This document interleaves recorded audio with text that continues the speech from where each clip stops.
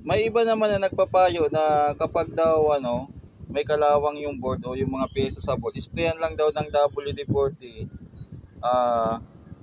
matatanggal na yung kalawang. Ang sagot ko dyan ay hindi yan totoo mga boss, hindi yan legit. So kapag kinalawang na yung pyesa, kahit spray mo ng WD-40, hindi mo matatanggal yung kalawang na yan, lalo na kung ang kalawang nabubulok na talaga. So wala ka na magagawa dyan kung hindi palitan na lang ng pyesa.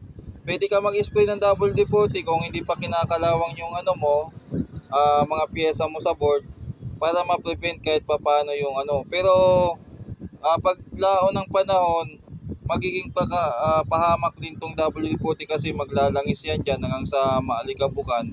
Dadami din yung dumi na mga i-stock dyan sa board. Kasi magpuputik yan hanggang sa madadamage din yung mga pyesa. Balang araw mga boss, gagawa tayo ng experimentation at gagawin natin ng tawag dito ng dokumento kung talagang effective yung WD-40 kapag kinalawang ay matatanggal. So gagawa natin ng vlog yan mga boss. Sa ngayon para sa akin nakakatulong to pero konting-konti lang, pero mas maganda wag na lang kung sakali.